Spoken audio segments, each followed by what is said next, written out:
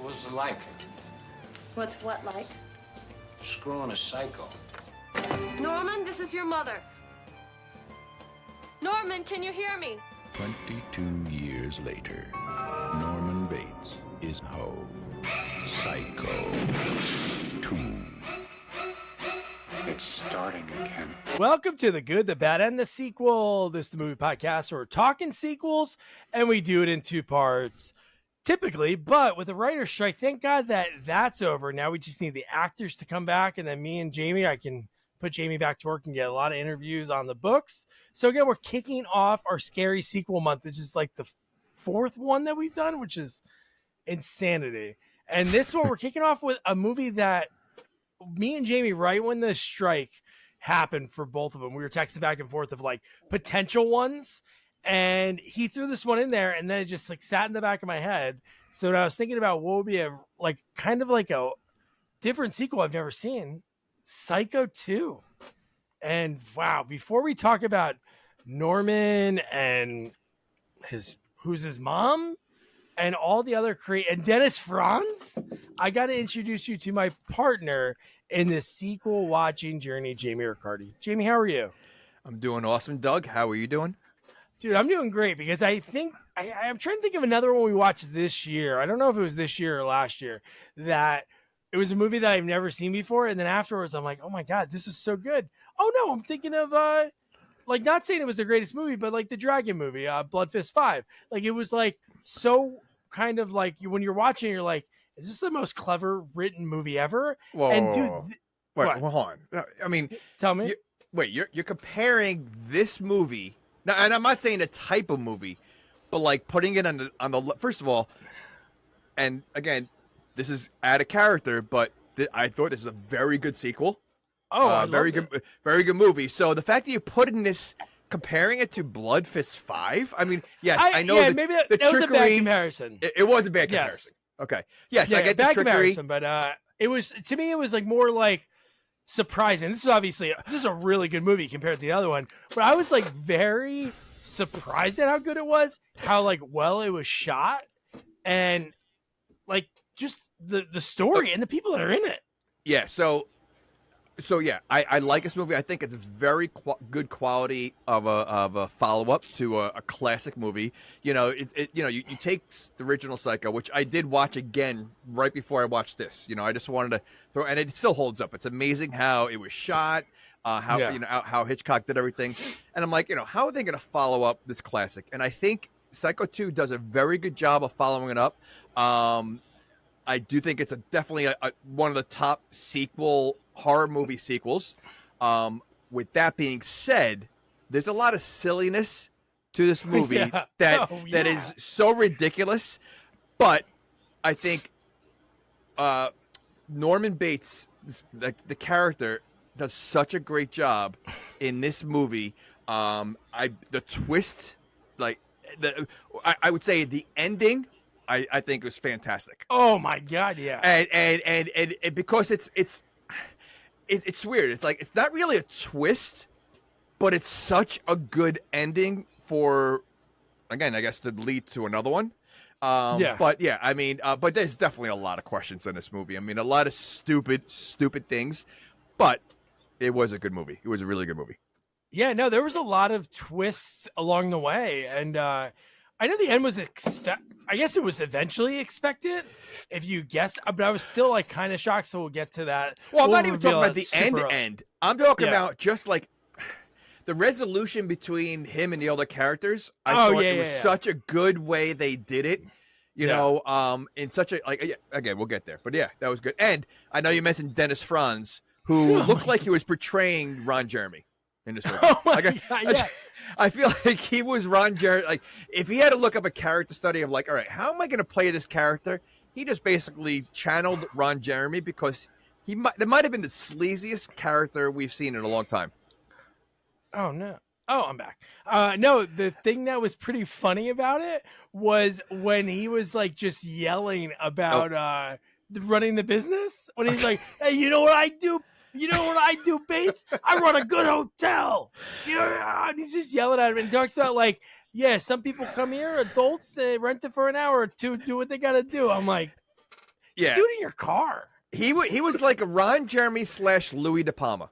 Like the type of character he was. Like I could see Danny DeVito playing that role perfectly. I mean, just that's how it was. I mean, but you know, I mean, I have major issues with kind of the beginning of the movie, and you know, I mean, once he leaves where he is, I have major issues. But we'll get there. Yeah, we will. The last thing about Dennis Franz, I didn't watch NYPD Blue, but was he crotchety like it on there? I think he was. It reminded me of Die Hard 2. Remember how crotchety it was? That it was Christmas. Yeah. That's I think exactly you know what he is in this role. I didn't see that either, the show either. But I think the role he plays in, I would think the role he plays in Die Hard is probably how he did NYPD Blue. And frankly, this seems to be a trend because he probably does that. That's probably the character he just plays in every movie.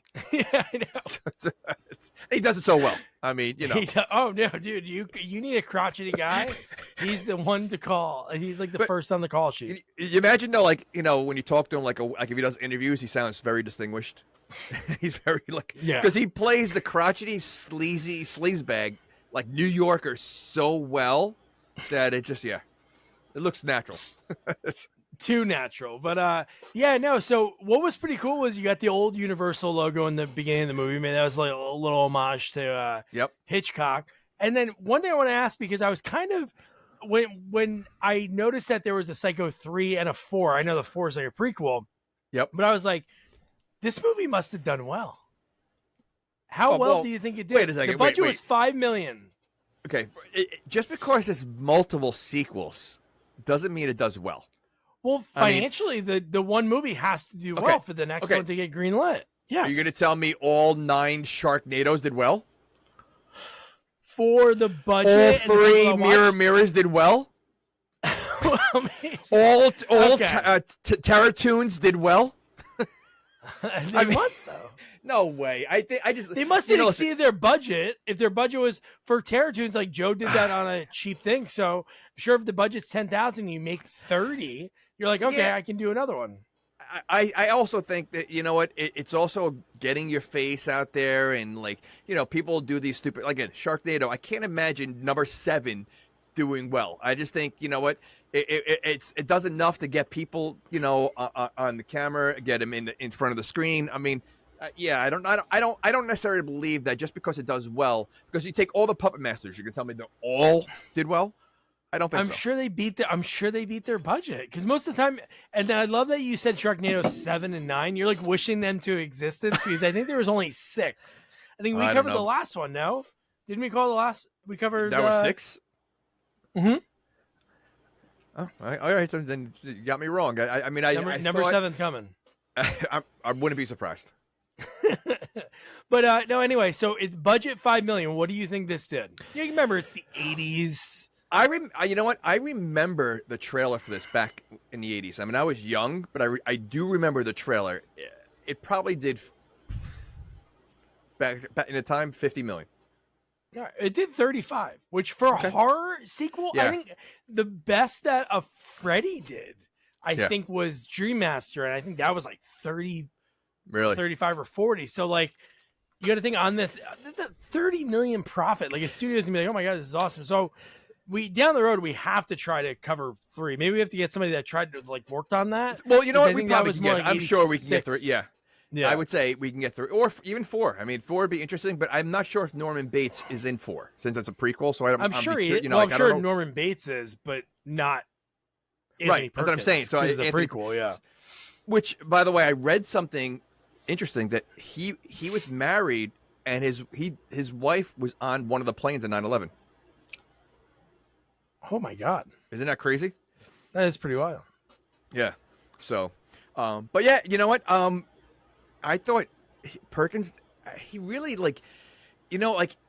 he did this role where you're actually rooting for him. This guy's a mass murderer. You know, he killed 7 people, and yet you feel bad for him in this movie. And you're kind of rooting for him because he really does seem like he's conflicted. He really does seem like he's got that murderous side that he doesn't know really kind of how it exists, and then he has that sane, timid, likable guy on the other side, and you root for him. He's like one of those bad guys that you really root for. Yeah, No, totally. Can you name another Anthony Perkins movie? I think he's one of the rare actors that isn't in much at all, that like big movie wise, but you know his name. It's very rare to have an actor like that. You're like, oh, yeah, that's Anthony Perkins.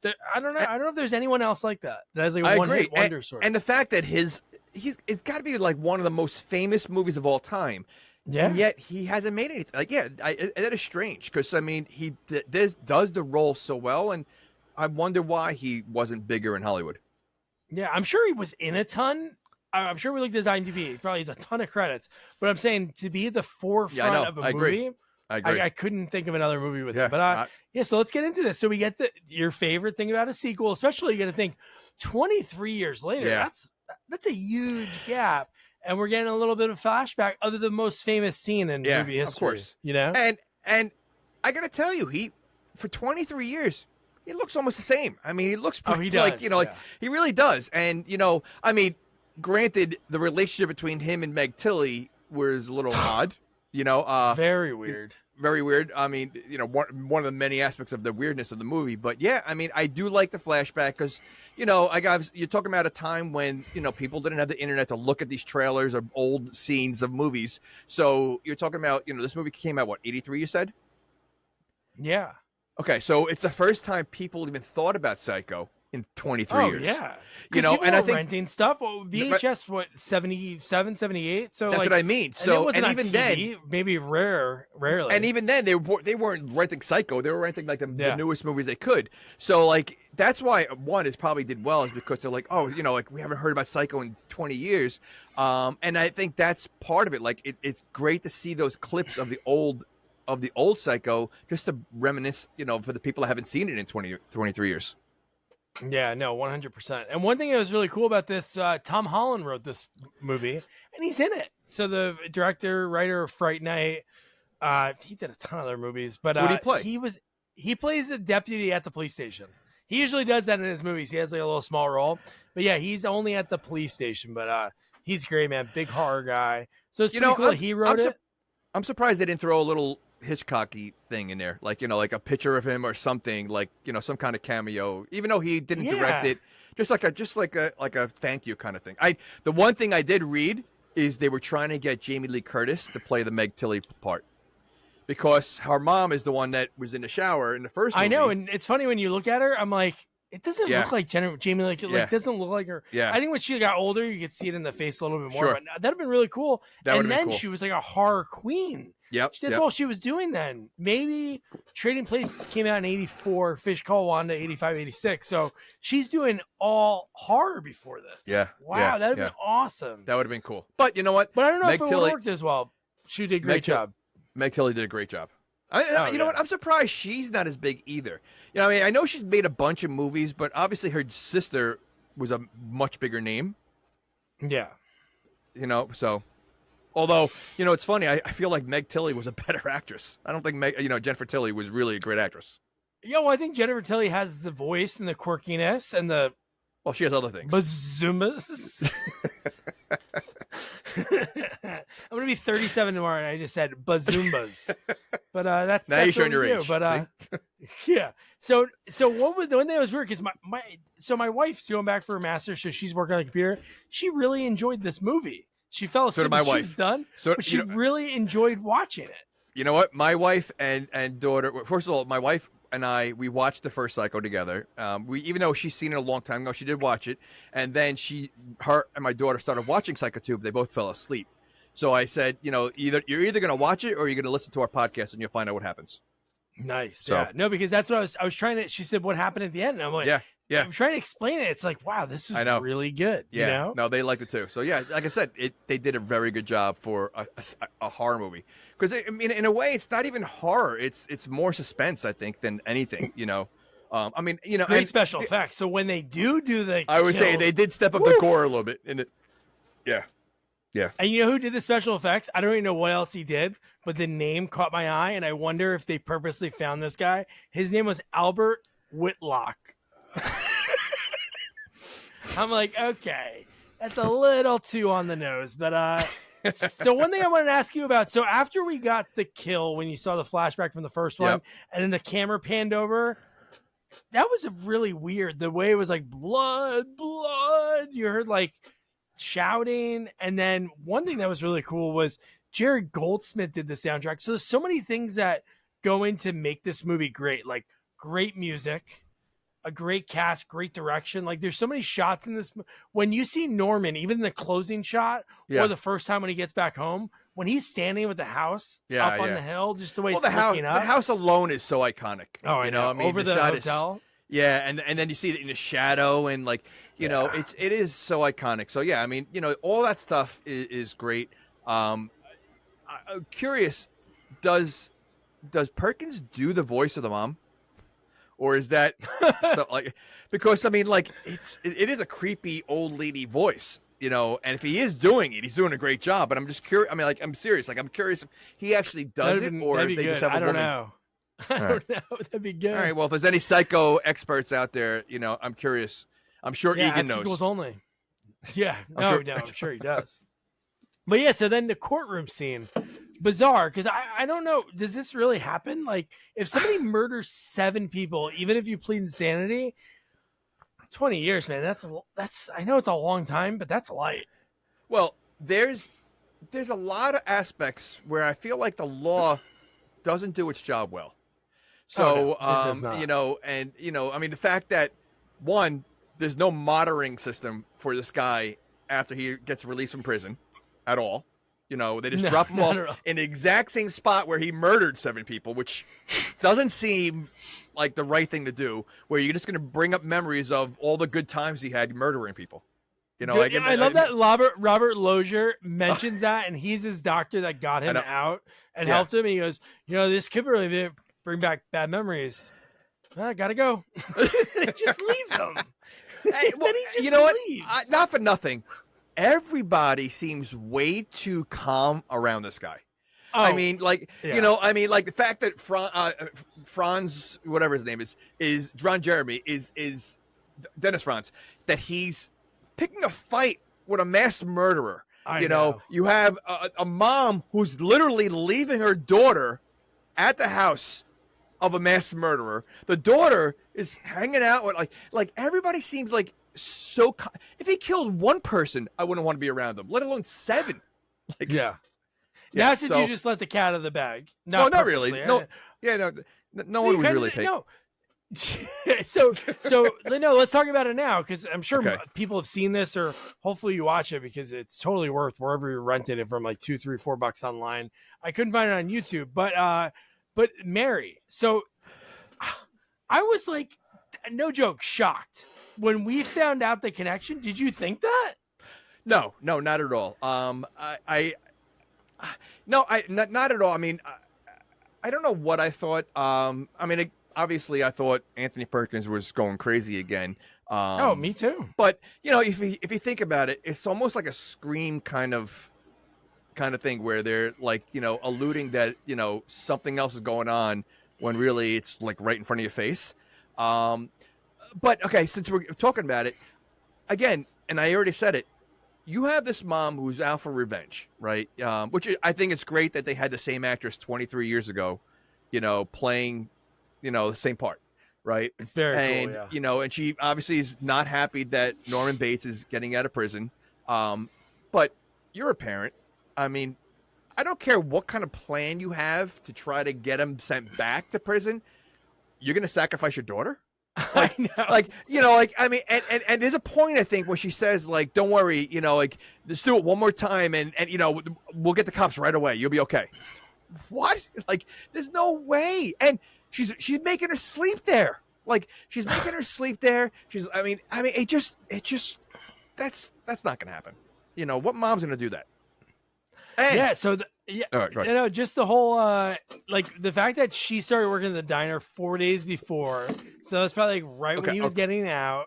Like, there's all these crazy things that Mary puts herself. Oh, and then because while you're watching the movie, you're not thinking that she's involved, right? So I'm like, oh my god, man, nobody likes her. Her boyfriend's cheating on her. Well, that's why she's hanging out with Norman Bates. That's why she's hanging. Right, that's why that's what you're thinking. But we need to discuss this hotel and diner, because the hotel is in the middle of nowhere, like nowhere. But so is the diner. Like when I they go to know. the diner, it's the middle of the desert. So, and I think at one point they said, hurry up because it's rush hour now. What rush hour is going to I the know. diner in the middle of the desert? Like, it's like, is there anything like how far is the diner to the hotel where they're literally both in the middle of the desert, and where's everybody coming from? Right. And we know the diner's closer to town because how creepy it was that when Mary said she was going to stay with her friend after that first night, and then he's like, "But it's closer for me. It's closer from the hotel to the diner." She's like, "Yeah, but I want to live in downtown." But he's like, "Are you sure? Are you sure?" He kept it was very pushy, and Very he wasn't pushy. Into her in a sexual way at all. He just he didn't want to be alone because when he laid that on her. So we're skipping ahead, but whatever. When they're at the hotel and somehow they go from her staying in the hotel to in the house, and he goes, "What if I told you I need you? I haven't stayed in this place in 23 years." I'm like, yeah, but whoa, she already had creepy vibes at that point. Like even going in. First of all, she just met this guy. Literally, it was almost like half Stranger a work danger, day. yeah. It really was. And she already seemed because he kind of followed her outside, and he now obviously we know the scoop, so she's playing this whole part the whole time. But before you know that though, he is giving her creepy vibes, yet she's still going along with it. And then again, what's the age difference? I mean, he's got to be close to the mom's age. Yeah, so it's funny. I bet you, I don't know if he was gray at this point and he was dyeing his hair, but the whole story was that he poisoned his mom when he was 12. Correct. So she was a full skeleton. Maybe he was 20. I don't know. So how old do you think he's supposed to be? I don't know. Okay. So we got to mention something that you just said, but if you watch the first movie, he is close to the same age as the sister, the mom, Mrs. Loomis, which, by the way, yeah. any relation to Halloween? Oh, I know. Maybe that was an homage. Because I mean, like, of Carpenter all the wrote it. names you could say, like, I mean, do you know any Loomises? That's the None. only other Loomis I know. So, but they have to be around the same age. So you have this grown man who is kind of like is in a weird way, I think, hitting on her, but in a like a needy way. But he's still 30 years older than her. Like it just weird. And again, like the mom's okay with that, but I don't know. I just feel like it's just a weird thing. And then again, the mom is completely okay with all that. Yeah. But, okay. But the biggest red flag would be if somebody calls a grilled cheese a toasted, what do you call it? Toasted cheddar? Okay. Does he only eat sandwiches? And no, not even that. How about if you went to somebody's house, like if you came to my house and I said, "Jamie, you hungry?" And like you said, "Yeah, sure." I'll be like, "All right, I'll make you a sandwich." That's weird. What kind of sandwich? It could be anything. The fact that he said, "Do you want a sandwich?" and it was just weird. Well, it's like my cousin Vinny. I'll have the breakfast. That just says breakfast on there.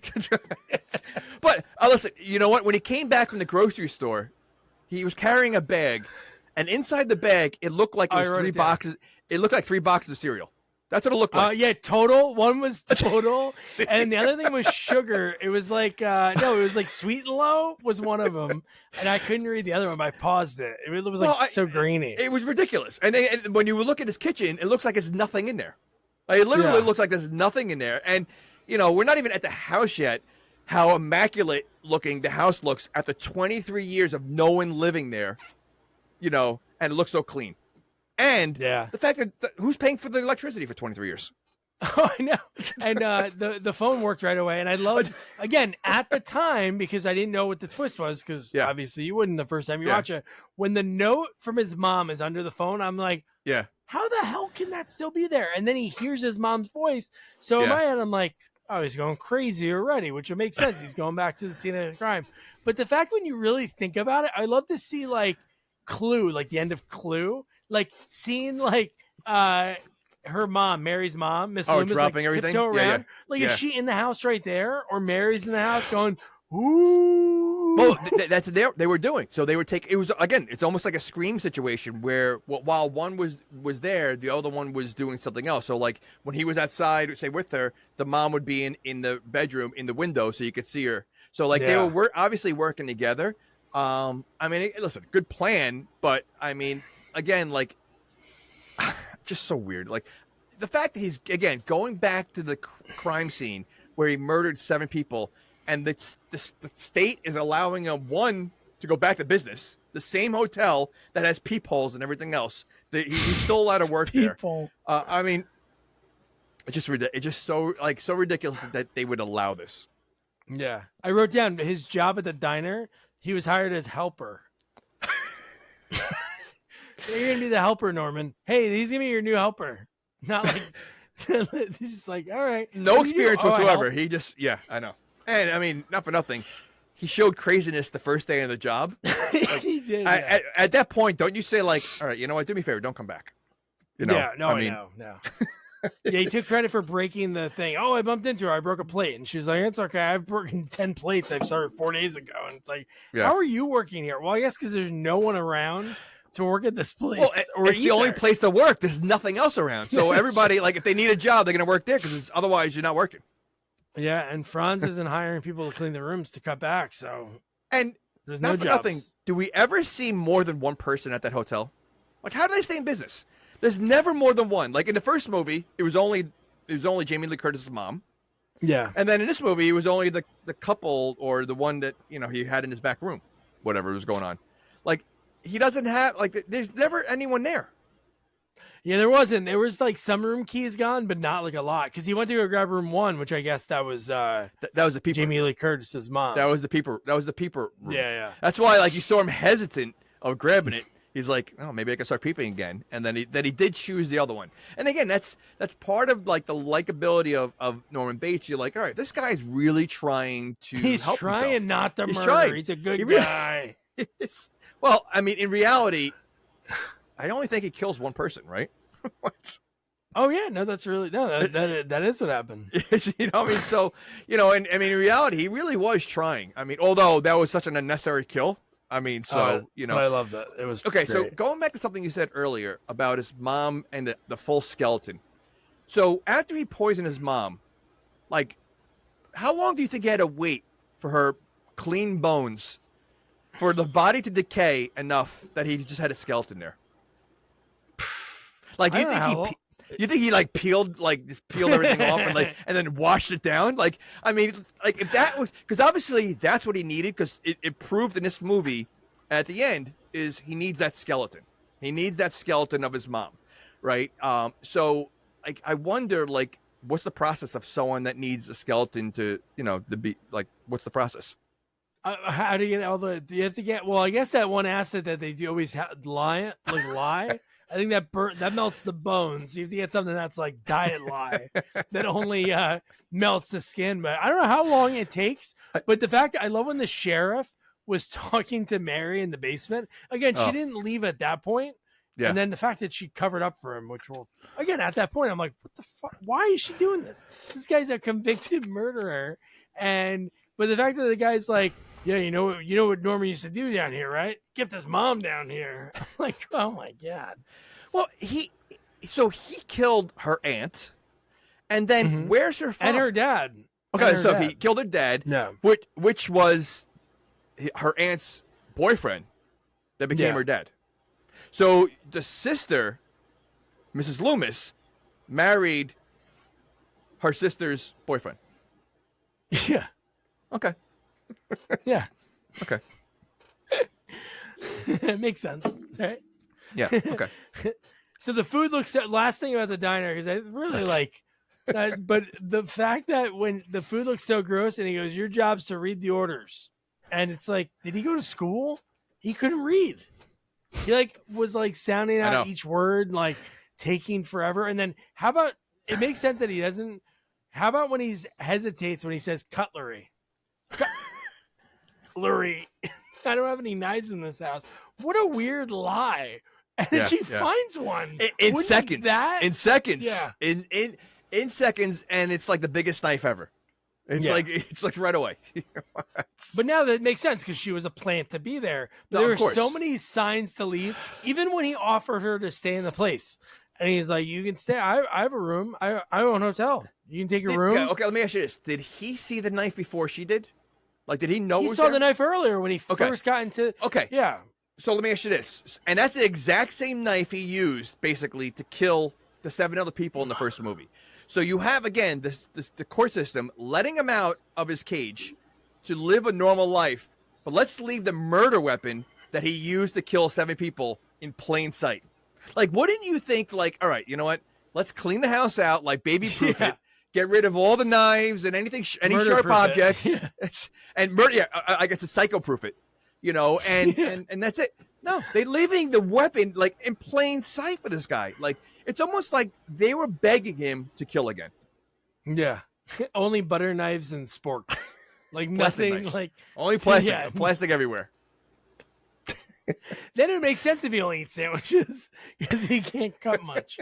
But that's But all. even he in the was, first like, movie, that's sandwiches. all he does. He eats sandwiches. That's all he does.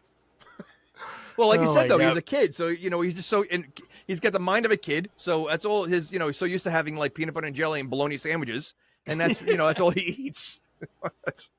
But the creepy part that I was mentioning before was when he goes to the girl and she's like, I don't know, I don't think I can afford a room, and he's like, it'll be FOC, and she makes a weird face, and he's like, free of charge. I'm like, okay, buddy, like you're like you act like you're gonna like give her a room at the Ritz, like you're giving her a really dumpy room that is probably like has every STD on the sheets. Dennis Franz never cleans, I'm sure.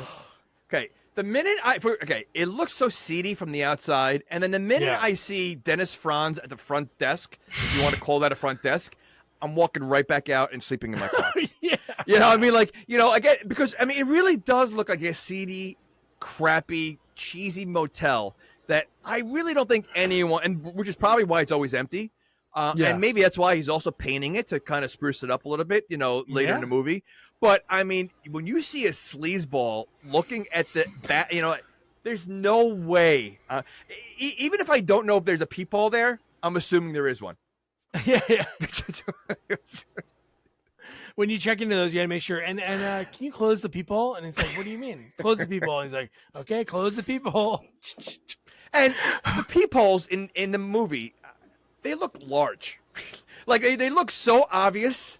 It just so, like, Yeah, ridiculous. you'd see it. You'd be able to tell. But here's a good line that I wrote down when he says, I said one of them earlier when he's like yelling at Norman when Norman fires him and he's walking up. But one he goes, people I have here have a good time and yours end up dead, you loony.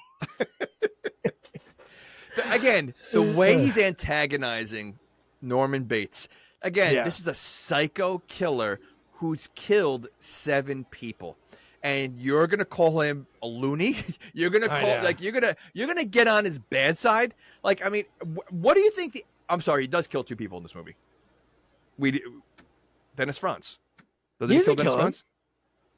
He doesn't kill Dennis Franz? No. Oh, No, all that's All right. mother. All right, then I didn't. Okay, I got to remember how he dies then. Anyway, so but he's antagonizing this guy who just recently. It's not like he's been in the real world for a couple of years and he's really established now. He literally just got dropped off maybe a couple of minutes, like an hour ago. It just got dropped off, so he's still got that prison, sense to him, and you're not even wasting time just to get under his skin. That's ballsy. I mean, and the fact that you go to his work and start more trouble, like, Oh my I god. mean, you really are just asking for it. And that's the next day. So that's the next day. Like after after this altercation, then that's at the diner the next day when he's playing like a big dick. And the fact that he assumes that Mary banged this guy that's old enough to be his dad. Hey, how was he? Like that psycho. How was the psycho sex? Yeah, but you know I'm what like, though? She played it like she was banging him, the way she responded to him. Because now, at the time when you're watching it and you don't know the ending, you think, "Oh my god, she's really like playing into it." And then you're like, "Oh, she's playing into it because she knows that'll like rile up Dennis Franz." which will rile up, which would mean that he's going to antagonize Norman. Because their whole plan made no sense to me, because they wanted him in the loony bin, but at the same time, somehow they were going to get the house. There was that weird line that she said. She's like, and then everything will be ours. And I'm like, how? They're not related. Like, I don't know how that would. Well, come maybe to because them. you know, like I guess there's some kind of like suit against him. If he kills, he gets, you know, the I don't know. Oh, maybe. Yeah, or it go just, up for auction. They could buy it or something. Right. Why would you want to buy it? I mean, your sister just died here, you know, 20 years ago. Why would you want to buy it? You know, yeah. And I would buy it for Mother's Room. Mother's Room. okay, It's gorgeous. It hasn't been operated in 23 years. Don't you think that like the city would like knock it down and build something else there? I mean, again, this is like, I mean, it's crime scene central. They find out that 7 people were killed here. Like, why are they leaving it open? And how does he still own it? Nothing was paid on it for 23 years. Yeah. So even if they own the house outright, property taxes, there'd be a lien on the house. So yeah, no, unless Robert Lozier or somebody was paying. Well, the town's such podunk. It was probably like a nickel a year. Oh well, I was gonna say. I mean, do we actually see the town outside of the diner? No, we don't see this downtown the girl talks about, which is probably like one little strip. I was gonna say it's not. I don't think it's much of a downtown. You know, Yeah. I mean, it's probably like the town in Troll 2. Yeah, or it just has a stop sign and that's their downtown. Or it has the traffic light of the town. But I do love that how uneasy, like you said it best earlier, like the way Anthony Perkins plays this role when she goes, oh, what's this room? Oh, that's Mother's room. Here, you're going to stay across the hall. And she just goes in there. And again, at the time, you're like, I know. You're like, how ballsy is this? Yeah. Even though she doesn't know that he's a murderer, like correct to us, it's kind of ball, and he's getting really uneasy. He's like, "Oh no, we should get out of here. We should get out of here." And I'm like, "Whoa, dude." Well, did she at this point? Did she ask him why he was in jail yet? Did he explain that he killed his mom? No, he didn't say anything. Okay, No, not she yet. doesn't know anything. He didn't, because no one in he the said he diner was out knew of either. town. No, he said I was out of town for a while. Yeah, Okay. that's all he Well, said. no, He no, goes, no. I finally got back to town. She wasn't there when the diner said, you know, he was just released from prison, because the diner knew that he was released. Yeah, they didn't just know why. The owner, just the Okay. owner and the old lady his mom. Yeah, That's well, his mom. Okay, you'd have to do the big reveal right now. Well, we talked about it already. No, yeah, but no one was like put that together yet if they haven't seen the movie. Well, it's a spoiler, but no. So the fact that she is like kind of pushing him and he looks very uneasy, you're like, oh my gosh, she doesn't know, like something bad's gonna happen. But then when she's eventually in her room, it's pretty cool. Like, I don't know if it was just the director, if it was Tom Holland. What was really neat was when she was in the room by herself, she obviously felt uneasy because she wanted to leave like 2 times before that, and he convinced her. When she was reading a book and the book was In the Belly of the Beast, which you don't know if I didn't know if he was going to be the killer. I assume that because, that's what happened in the other one. And she had the chair turned so he couldn't break in the middle of the night. I'm like, man, dude, that's creepy. No, again, that's part of what makes the movie good. I mean, there's, like for the first half of the movie, there's like no killings. It's a lot of wonder, like what's going on, like is he really talking to himself? Is there someone, like there's just a lot of mystery going on in the first half of the movie. But I do feel like once the first kill happens, then it starts, then it happens a little bit more. Yeah. But like when I was telling you what time we were going to record tonight, I wrote that note. There was like the many notes in this movie. Dude, I'm telling you, the one that made I didn't know what to think. When it was on the turnstile with all the tickets at the diner. Yeah. How did no one see him? Was that the one that said, I get that slut out of my house? Was that what the one was? Yeah, something like that. So, yeah, but like, how did no one... Well, yeah, but I guess no one's paying attention because, I mean, it was during rush hour and there were so many people there and so many orders.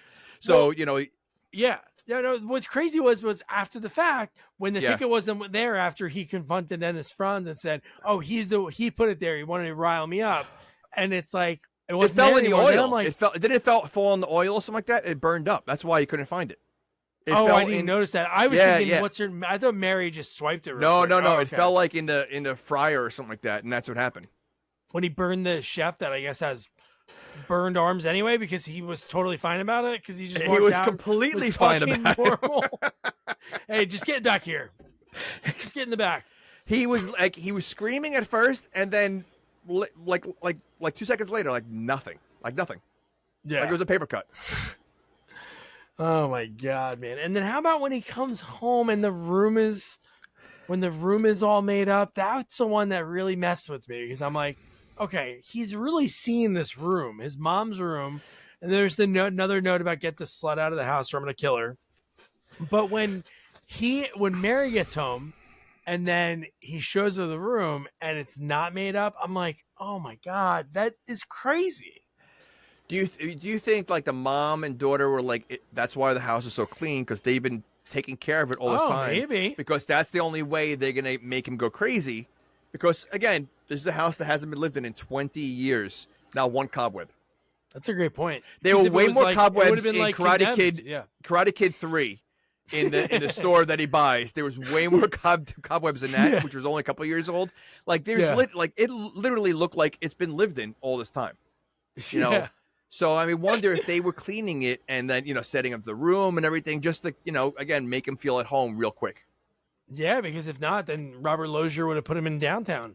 He said, I can set you up somewhere in downtown. And he's like, Right. oh, no, I'm going to stay here. But you're right. Yeah, if it was like so gross, they would have condemned the house, or Yeah. Lozier maybe wouldn't have left him.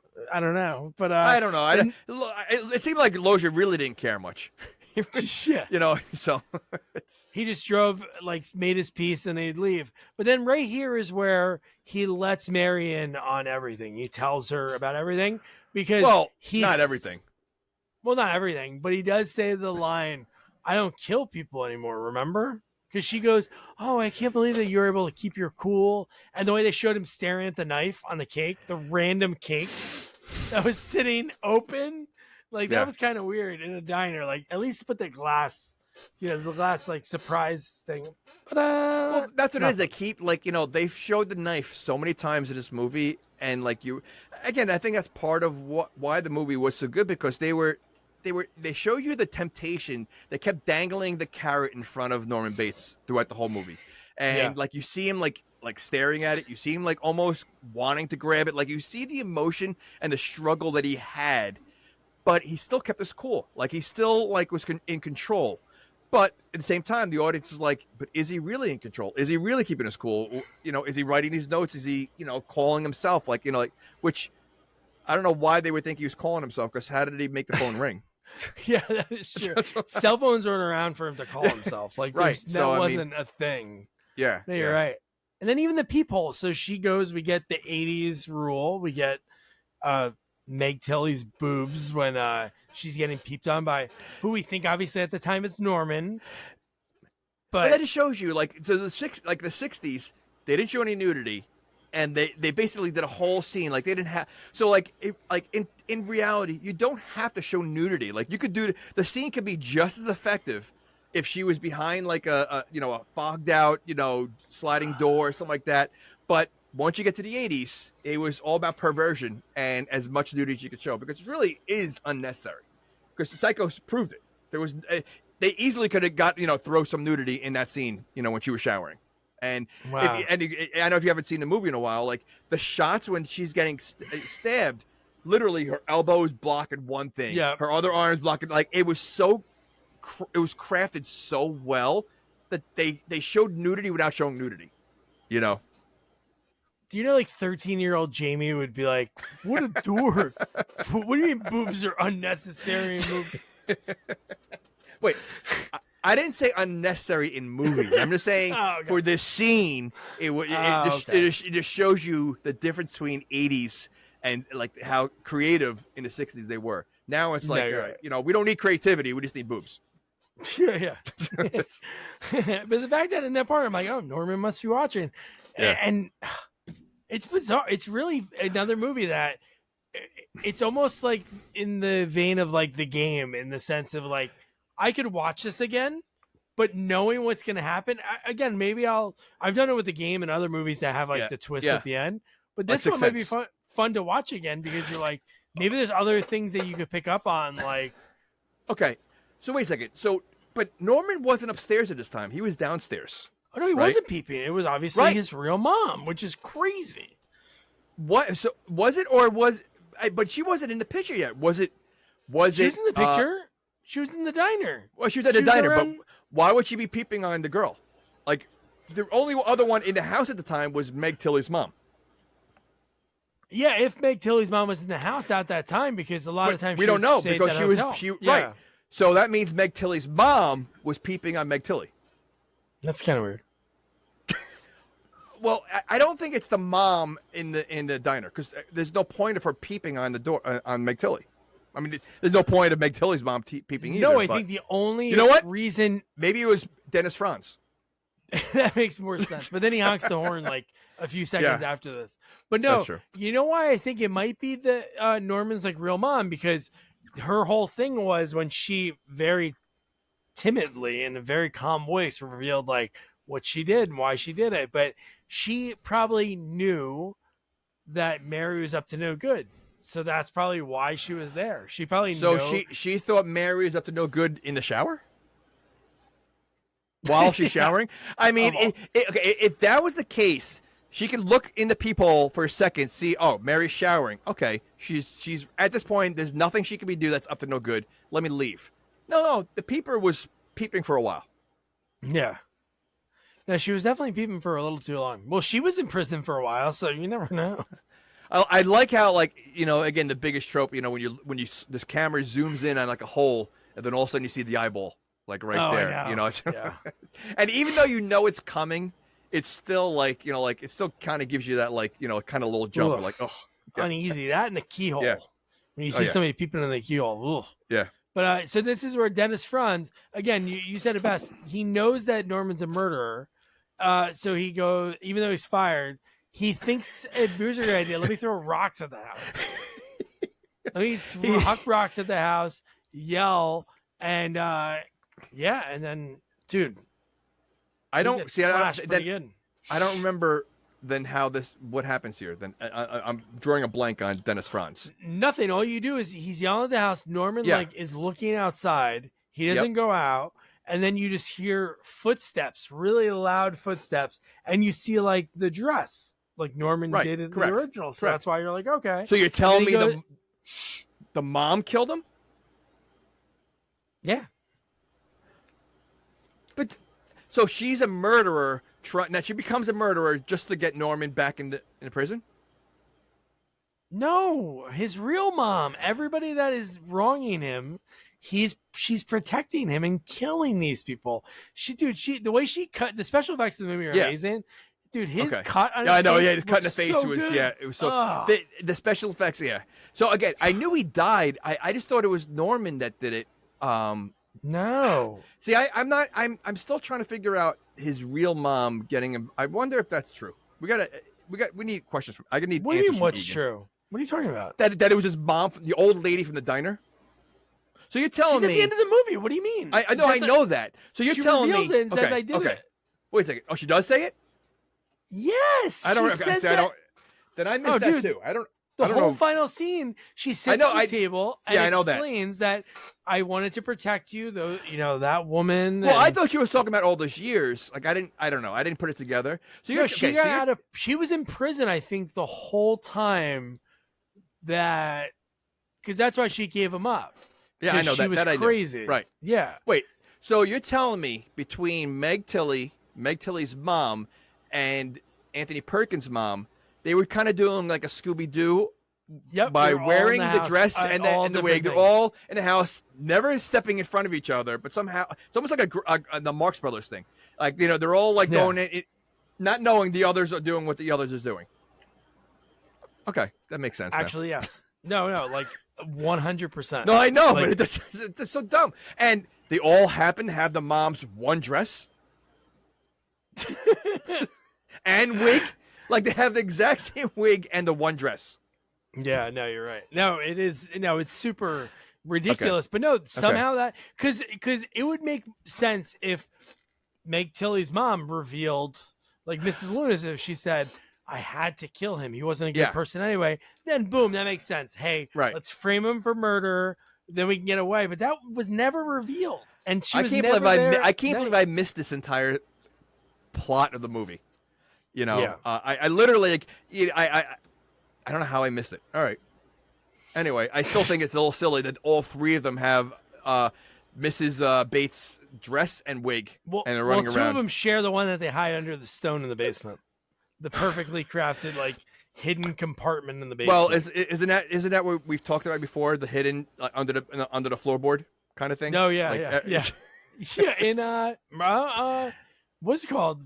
Mirror Mirror 3. Wow, 2 references to it. Hey, keep it going. I just gotta plug my laptop in. It's dying. Okay, so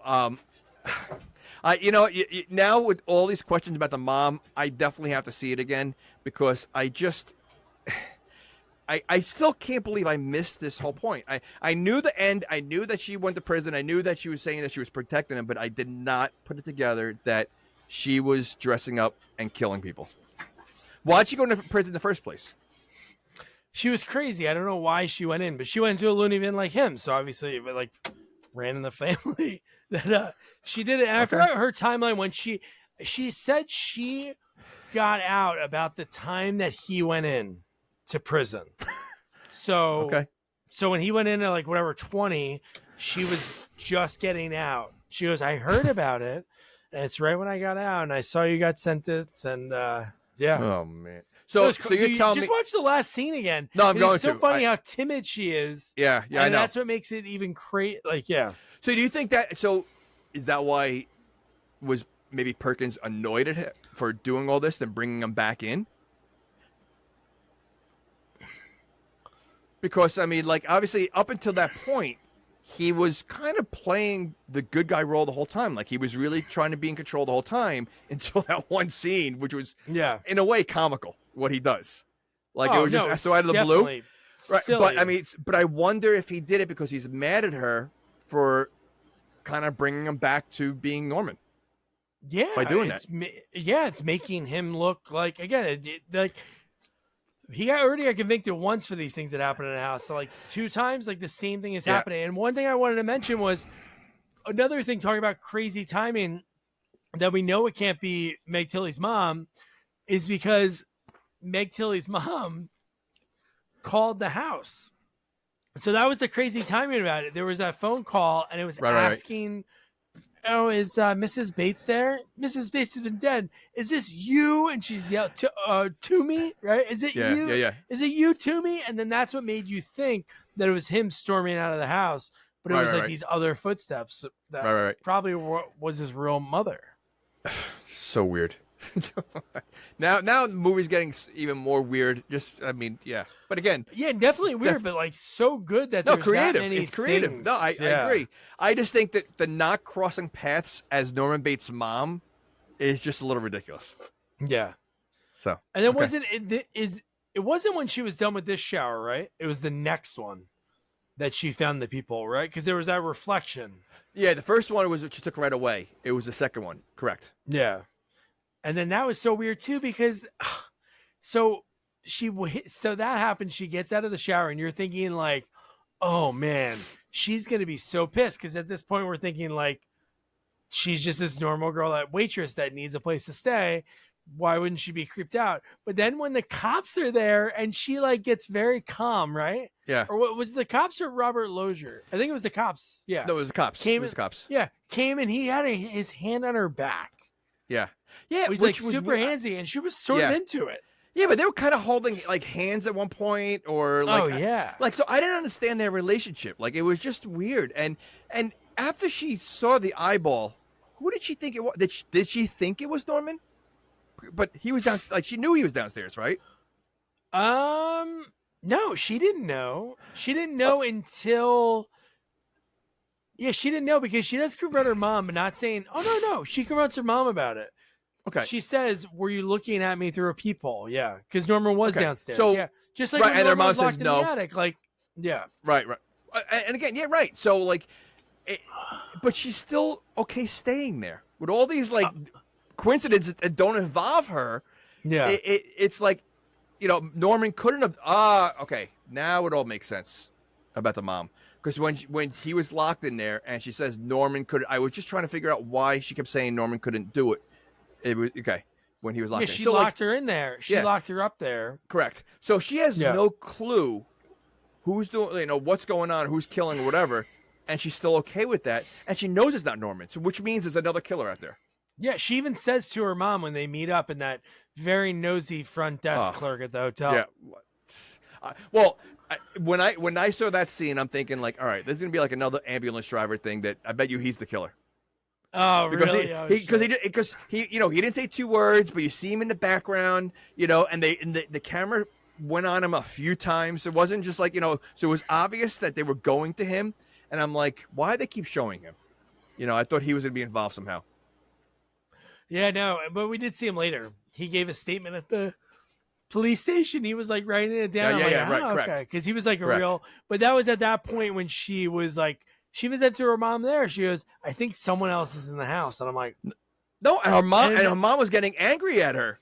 Like, yeah. So I would be like, why don't you go there? Like, I mean, she's like literally making her daughter again go in this like the most dangerous place possible. So not only that she's in there with a convicted killer of 7 women, no less, whatever. There's another killer in there, and her mom's still setting her back. Yeah. Revenge is more important than your daughter's life. Yeah, only another few days. Oh no, I was wrong. So that was Robert Lozier showed up at that point, and then that's when he gave her. No, the cops. No, Lozier tips off the cops. Okay, you're right. No. Remember, he goes there and is like, yeah. So Norman Bates is living at that house, and like, yeah, which again, so like it was almost like he was also trying to set up Norman, because like he's talking nice to Norman the whole time, and he's like, but then he's telling the cops like, you realize what's going on over there, or like, so it's almost like he was trying to get Norman in trouble too, like he didn't believe Norman was safe. Well, I think maybe I don't know if there's any psychiatrists or doctors on here. I wonder if they're held liable. If you were like a psychiatrist and you're like, man, Jamie's fit for society, I've been around all these people and I know that he could be fine. And then it's like, okay, we'll let him out. Next day he murders 75 people. It's like, yeah, doc, you're going to be on the hook for a couple of those. You might have to take a leave of absence. I think at that point you got to take a leave of absence. Yeah, you got to move to Canada and change your name. But there has to be something with that. So maybe that's why. I think because he didn't like. It was funny. He left him at that house, even though he said like, "Oh, this house is like, it's going to trigger a lot of things." But then once he said he was going to start fixing up the hotel, then that's when he was like, okay, he's going back into it. I think that's why he warned the cop. And also because an 18-year-old girl was living with him. So, well, I think that's what it was. Not that he's fixing up the hotel. I think it was because the fact that like when he realized that an 18-year-old was like, first of all, he almost looked at her like, you realize like, it was such an odd thing to say, like, like that he knew. And that should have been a red flag instantly. For any social worker, any it's like someone who went to jail for drug abuse, coming home and having a drug dealer live in their house. Yeah, the temptation is there. So like, why would that be acceptable to the state? Like I feel like he got released, from the psychiatric center. But there were no restrictions whatsoever. It was like, all right, go ahead. Like no he doesn't have an ankle, no ankle bracelet. You can hang out at the scene of the crime. You can hang out with 18-year-olds that you normally kill. Like, yeah, do whatever you want. Go back to your normal life, which your normal life is killing. But go ahead, go back to your normal life. Yeah, no checks and balances on it. But how about when he's painting? Did you like? He's a tall guy. There was no ladder. And it was painted all the way to the way to the roof. He also there was also no paint on his brush when he started. I know. Because he went over the same spot a few times and nothing was coming out. It was probably like take 73, and he was just like, "I'm not putting the paint back in." He probably really did paint the house of that many takes, so that's why like the spot he was at is probably here. But yeah, there was no paint on there. But you know what? Again, that was a kind of a cool scene because that's when he noticed the window. Oh, dude, so creepy! Yeah. And then I jumped ahead before, but this is when he goes and when he goes to the window, and then he notices the room, immaculate. Oh man, yeah. And then that's when he sees the note, and then Mary comes home, and he runs out, and then when they go back in, Oh no, So- and the couple's banging in the basement. So that's why they had so much okay, time. Okay. Oh, so that's why Mary locked him in there. Yes. To Okay, move okay. everything back. I totally forgot about the couple in the basement. So okay. So you're gonna tell me the best not only place? you didn't just forget, the whole town did. So No. go on. 'Cause they didn't believe that he got Yeah, murdered. I know. But okay, so you're gonna tell me the best place that you could bring a girl is in a musky, dirty basement. The mattress looked so disgusting that he rolls out, and they were okay with it. Yeah. Oh, that is. So, it was like, Ugh. I mean, like you tell me, go to your car. Like, don't people do that in a car? Like you're gonna roll again. It's a used mattress, let alone like not even like your own mattress. It's a used mattress in a dirty, musky basement. You got to know the stories of Norman Bates because he killed 7 people in this. It's not like something that's not going to be around, and that's where you bring someone. Or it's like Freddy's Town. Nobody remembers, and the people buy that house. This is in all those movies. Like it's like no one knows what happened in the past. I mean, but this is like the scene of the crime. This is like, like there's no way people don't know or parents didn't tell their children. But you're gonna creep in this basement and then the dirty. It looked like a prison mattress. Like a mattress like if you went to prison, like that because it was so thin and dirty. That looks like that if you went to prison, that's the kind of mattress you sleep on. Yeah. It's But the fact that they were like, and the girl like was the typical like 70s, 80s like sort of like she'd be like in Meatballs, like she had that look. absolutely. And they even hear somebody in the basement, and they see somebody in the basement, and he takes forever to get out of the basement. Yeah. It's so ridiculous. Yeah. And who set that up? So Norman's real mom thought of the idea like, hey, let me put all these logs that'll make it easy to get in, but hard to get out because they'll start rolling. How is this old lady doing all this? I mean, she's crazy. Not, she's okay, but she is an old lady. I mean, like when you see her, she's not young. You know. Oh, and she's really short and frumpy. Yeah, She's that's not what I mean. tall and So he should have made his mom tall and skinny-ish. right, which looks D. nothing Williams like or somebody like his you know. mom. His mom is definitely not the shape and size of the Norman Bates from the first movie. You know, it's a completely different kind of. It's almost like it would be like a spoof movie stunt double for Norman Bates' mom. Yes, like that's what she looks like. But the fact that she's this nimble, she's this quiet because somehow she's able to get around the entire house and no one hears her ever. Yeah. And the fact that like she has enough strength to kill all these people, and not to mention, at one point move a ton of rocks on top of a dead body. I know. I mean, again, That we're is true. talking That's about, the most interesting one. Yeah, the fact that she was able to move all those rocks. and she had enough time to do it. But the fact that she was able to lift those rocks and pile them so neatly that you can't even see the face at first. Oh my god! But the fact that again, while you're watching this, you're thinking at this point, this is where I'm like, it's somebody else. Like somebody has to be doing it because Norman was in the attic. He was like sweating. You could tell how frustrated he was when Mary finally opened the door. And he said he was locked, and she goes, "There's no lock on the other side." And in my head, I'm like, okay, that's crazy because then later in the movie, she's like, "I locked it. I know he couldn't get out." I'm like, he doesn't know what a lock looks like. Like, how did she lock the door if he didn't know that if it was a door that can't be locked? How'd she lock it?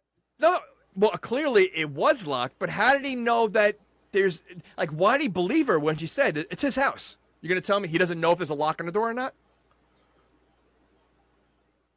Oh, that is true. No, that's true. But you know by looking at it in like 1 second. And this is one of the old houses, like mine. There's like the little notch that you could do. But he so was maybe also it was one of those. Was he curled in a ball? Oh yeah, dude. He was sitting against the chimney, like curled in a ball. Yeah. Like he wasn't trying to get out. Like he didn't yell for help or anything, or he just. No, I think he like tried the door 2 times and then he got tired or something.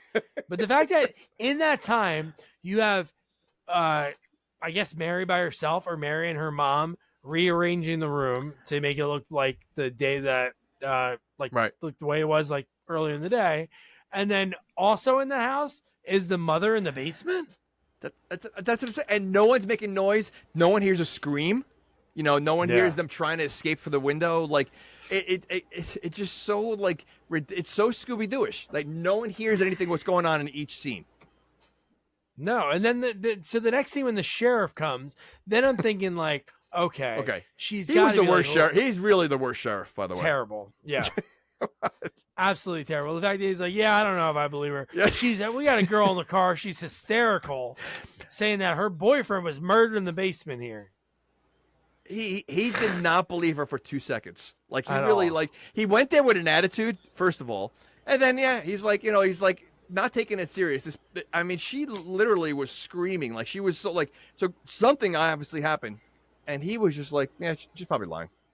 Yeah, it's not like this is like the prominent doctor in town who would be shocking if he was a murderer. It's a guy that was a murderer. Like, at the place where he murdered people. So it's so why are you shocked that there's actually a murderer there? Yeah. That's like the third box. It's like, okay, murderer, check. The house he murders in, check. Someone murdered? Question mark. I don't know. I don't know if he would have done that. That's impossible. Yeah. But the fact that Mary covers him, I was at this point, I'm like, okay, I know it's not him that's the murderer because he was locked up there. Who's doing it? And why is this random girl covering for him? Yeah, he was with me all day. Well, we're walking in the fields. I'm like, I think at this point she realized that he's been trying. He hasn't killed anyone yet. He's I think she feels sorry for him, thinking that it's not his fault. It was his mom, and again he hasn't killed anyone yet. And the fact that he was, I think this is the turn that she makes where she starts really caring about him because he was locked in there and realized he couldn't have done any of this stuff. Yeah, and my notes are so funny. It's so funny whenever we like do this and you go back and you read your notes, like what you're writing and the lines. He says after the sheriff leaves, he goes, "It's starting again," and I'm like, wouldn't that creep her out? Yeah. And then I wrote the old lady. She's at the police station, and she's yelling at the sheriff, "Why haven't you arrested him yet?" And this is where the writer Tom Holland, and he directed this too, is at the police station as a deputy. But then the next thing I wrote, what a fucking twist. Jess's mom and her are involved. They won his house? ? Jess was the woman in the window, and I'm like that was the craziest change in a movie. I think that honestly, it was like M. Night Shyamalan was inspired by this. I bet. Yeah, but you know what though? I think not the ending, but the blame on the kills at the end of the movie, I think was very creative. The way, and I think that was just because again that makes Norman go free, that releases Norman completely, and to me it's like that was such a creative way to this guy's crazy, he's getting crazier, yet the cops think it's something else going on, and that I think that was a good little twist there. Yeah, and I want to correct myself. Richard Franklin directed this movie. Not a lot of other credits, but he had a great back-to-back. I know the other one I think you liked. His next movie after Psycho 2, Cloak and Dagger. I haven't seen the Disney movie. Isn't that a Disney movie? That's the one with Dabney Coleman. Yeah, I know. I think it's a Disney movie. I never saw it. Oh, it's the kid from E.T., Henry Thomas. I think I might have seen it as a kid. It's a Disney movie, I think. Oh, is it? I don't know. All I know is so. I've always seen the tagline. I've always wanted to watch it. A young boy and his imaginary friend end up on the run while in possession of a top secret spy gadget. So Dabney Coleman is the invisible friend? No, I think Dabney Coleman is the FBI guy, but but you know what? I want a movie where he's the imaginary friend. So I'll watch it. My daughter might like that, so maybe I'll check it out. He was amazing in the 80s. First of all, you want to talk about playing sleazy roles. He always played that. 9 to 5. He was such a Beverly Hillbillies. He plays a great sleazy guy. He was. And I don't think you ever seen it, but you ever seen Modern Problems with Chevy Chase? No. Oh, I haven't. So he gets nuclear waste poured on him, and he gets these powers. He's like a loser who gets these powers, and Dabney Coleman plays the obnoxious boss as usual, and he's hitting on Chevy Chase's girl. It's a silly, but it's Chevy Chase, man. It was a good movie. But Dabney Coleman. Now you check it out. Coleman and Pankin. They're great, vicious bosses. By the way, I just want to say one thing. You do see Dabney Coleman's ass in the movie. Just saying. So if you ever wanted to see what his ass looked like. Ladies, write it down. A little Dabney booty. Oh my God, Dabney Coleman, that's great. So Yeah. so the twist happens, and then this is where for the rest of the movie, I'm thinking like, oh my God, they must be doing it. But why would Yeah. they be doing it? Like, Yeah. like it was insane. Because I'm like, if they really want a house, are they going to murder? Are they going to do what they are mad at him for in order to get this house? Which just kind of like, I don't know. Yeah, but at this point, did you think they were murdering, or do you think Norman was involved at all? No, because now that after she peeled back the curtain on everything and she said he couldn't have done that, I locked him in the attic. Then That's when I was like, who do you think did it then? Did you think it was a mom? Do you think I thought it was one. Mary's I thought it was mom? one of. Oh yeah, no, I thought it was definitely the mom because we knew it wasn't her unless that would have been a super twist. The fact that she was so like, oh my God, mom, why did you do that? And she was doing it. Then that would have been like something that was like so off the wall. But how about like the blood in the toilet with the rag that was used to clean up in the basement? So like that made no sense to me. Like obviously she confronted her mom. Yeah. So the writing in this movie, like Tom Holland did a phenomenal job because at this point, now that we know the two that are involved and maybe there's someone else actually doing it, this rag in the toilet, okay, a murder just happened in the basement that was cleaned up perfectly. Is this the rag? Like, okay. And no stains at all. Like, I mean, like they had enough time to scrub the floor with one rag, mind you. You know, it was one rag, you know, and not a drop of blood anywhere. Like it was just so and it was upstairs, right? Upstairs bathroom. Yeah, it was the upstairs bathroom. Yeah. So they happened to no, the blood's not dripping anywhere. So they're cleaning up a messy murder, blood everywhere, basement, in the basement, dragging this, then taking the rag that's filled with blood, you know, upstairs, no dripping everywhere, and then throwing it in the toilet. Of all places to put it, you put it in the toilet bowl. Well, we know it's a big house. Yeah, no, but we know what really happened. I don't think it was real blood unless the mom, because the mom ended up admitting to doing that. I know, but what? So I don't know how though? she did it. Just to show to make him think he's crazy, because even at this point, because it worked. What did he say in the next part? I committed the murder. I murdered. Yeah. I must have murdered that boy. And she's like, "No, you couldn't have done that. I know you couldn't have." So she didn't admit to why. No, I know. But at this point, though, it almost seemed like she was going against her mom and siding with Norman. Like, I almost felt like she was ready to, like, throw her mom under the bus to protect Norman. Yeah. That's insane. Like, I don't think, as much as she might not agree with it, you're really going to sacrifice your mom. Although the mom did sacrifice the daughter the whole movie. So yeah, she really did. Yeah. So, yeah. Okay. Which, you know what? Maybe that's why she bonded so well with Norman, because Norman had a terrible mom, and clearly, you know, Meg Tilly has a terrible mom. So she understands. Was Norman's mom bad? He killed her at 12. She must have been bad. Oh, is that wait? All murderers just murder bad people? No, but a 12-year-old. What's going to turn a 12-year-old into a murderer? I mean, I don't think that murderers are born. So he clearly, you know, was not getting the nurturing he should have at 12. Does he ever talk about why he killed his mom? No, I don't know. But were you watching the Menendez trial in the early 90s? You're like, yeah, it was that. This guy was a dick. Excuse me. They were in their 20s. This is a 12-year-old. A little different. And let me tell you, if his mom, if the way he mimics his mom, if that's how she really sounded, because again, if the way he's mimicking his mom is the way he remembers his mom.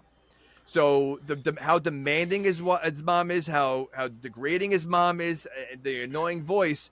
So that's probably how she was when he was younger.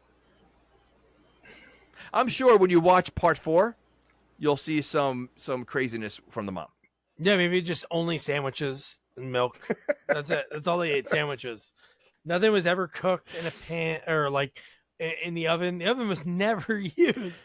Just the one burner for the What was that cheese. thing on the counter? It was like an old, like, it looked like it was part of like an old time train. It was like a big metal cylinder. No, I didn't see it. You know what I'm talking about? No, you I had didn't to have see seen it. Oh, you had to. It was like a little. It was like I don't know if it was like a tea, like produced coffee or tea, but like it was so old timey looking. Was it an old big percolator? Maybe it was an old percolator. It was copper. It was like that big copper thing that was on, and I don't know. All right, I'll have to go back and check it out. But Yeah, so then this is the part that Jess is cleaning the floor and she pulls out the gun. So she has that little tiny gun and somebody's looking at her again and she Yep. knows it's not Norman, which again, this is like now it's even crazier because the first time we're like, oh, it's Norman peeping.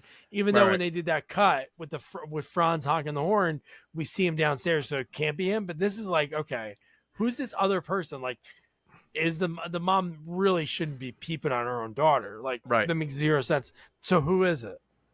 Yeah, no, and that's what makes it like, it again. This is, and again, I was lost most of the movie anyway, so like, it makes it like, what is going on? And again, I still thought maybe Norman was doing something. I wasn't.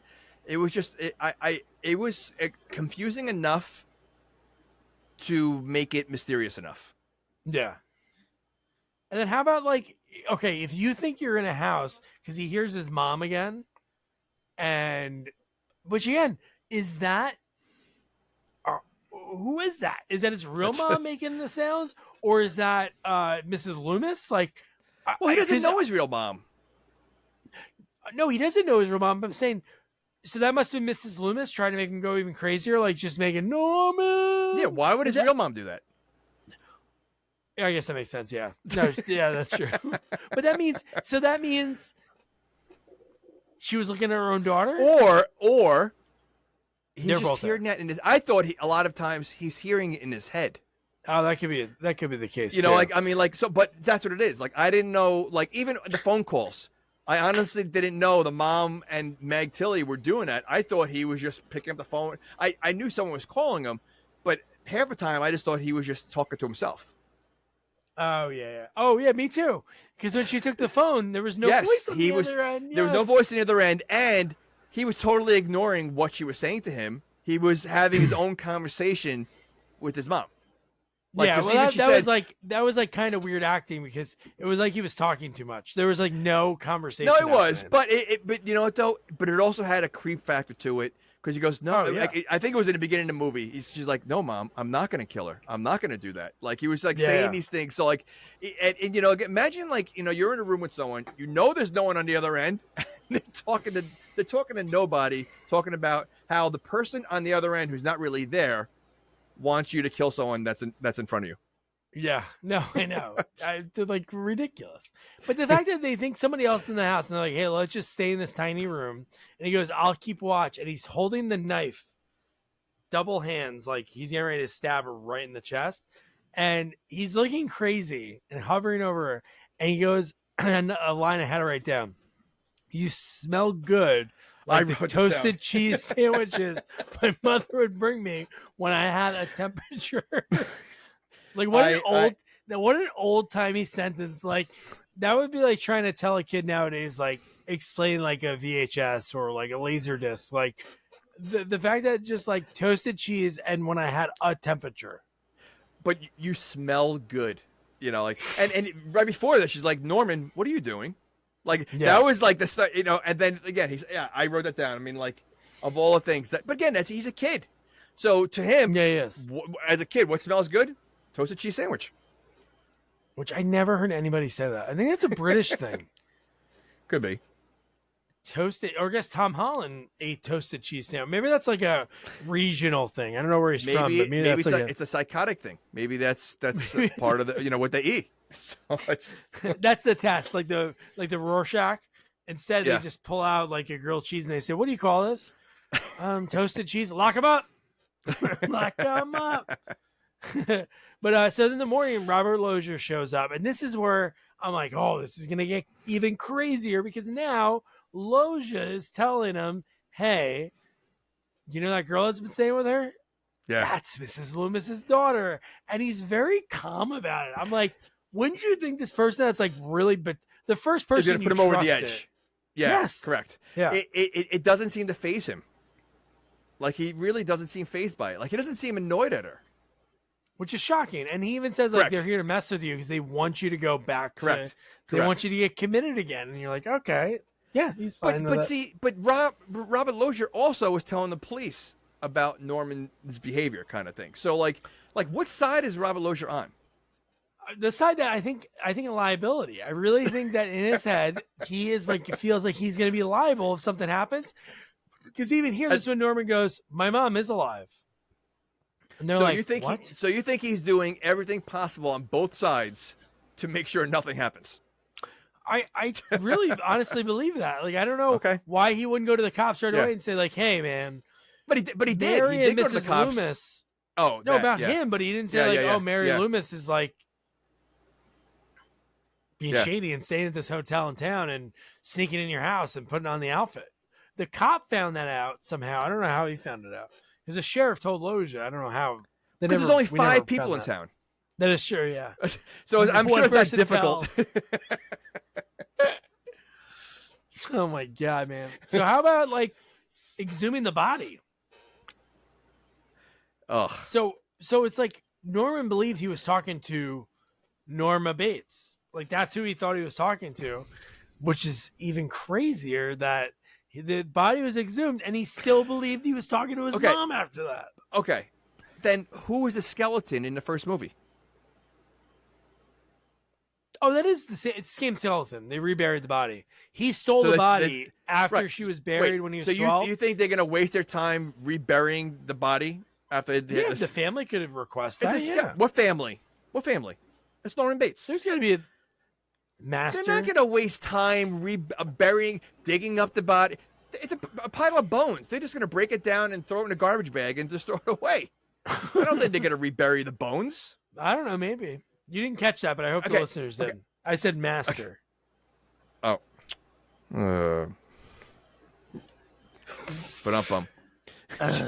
But I think, again, first of all, even if there was family, they're assuming the body's already buried. So why even put the body down there in the first place?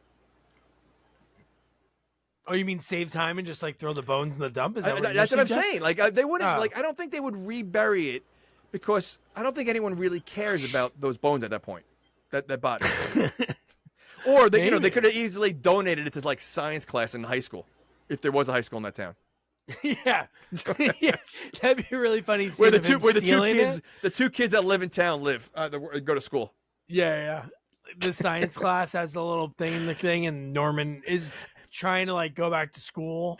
And she's wearing like she has the wig on and the dress in the science lab. Yeah. Yeah.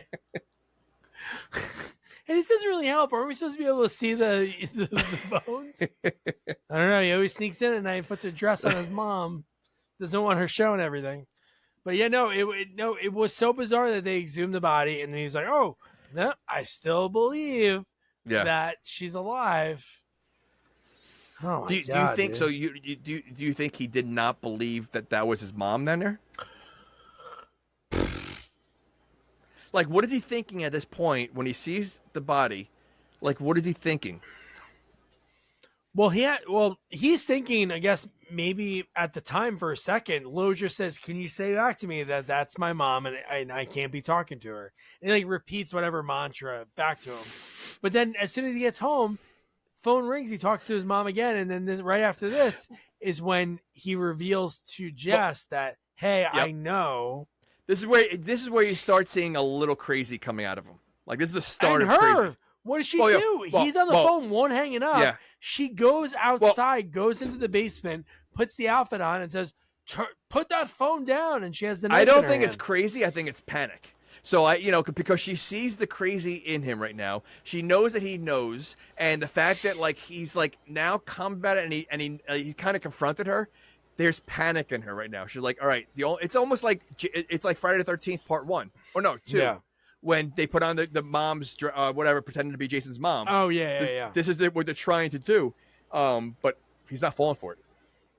Well, it seems like she's not even trying because she doesn't change her voice. Nothing, like in order to pretend to be mother. She's just holding the knife, wearing the wig, and then knock, knock, knock. The cops are there, and they say, "Hey, Norman, we want you to go down to the swamp." Like that's what I think is great is when the cops show up and you see Meg in the dress and the knife. Like like again because clearly like she didn't do anything wrong, but they think they can pin it on her and Norman gets away scot-free. Oh my. Yes. That's a good again, it's a good twist that it's not really a twist, but it's a good way to, again, just in a way, I guess it is kind of a twist. Like, you're thinking like somehow how are they going to put it on Norman, and like he looks so innocent, when he literally the crazy was about to turn on. Yeah. Oh no, I know. No, that whole dude, that scene's unreal. Like when she gets shot, and she's not even really trying. Doesn't she stab him like 10 times? She stabs Norman like multiple times. Oh, well, that's when she's thinking that it's him doing the murders because she sees her mom's face. So, yeah, no. It's justified by the cops because they see him all bloodied up. Correct. The knife went through his hand, man. Oh, my God. Let's be honest, though. He didn't flinch once. The amount of times he got stabbed, and when they showed him getting stabbed in the head, I think multiple times in hand, like different hands, like his chest, like he kept talking to her, like he didn't even like his voice didn't crack, like he was just talking normal as he's getting stabbed. I think that's how you know that you're like crazy when you can get stabbed multiple times and it really doesn't affect you. And be super cool the whole time. Be super cool about it, yeah. And at this point, Miss Loomis, she's calling the house. And we see that it's her. And then that's when Loja follows her because she goes to the house.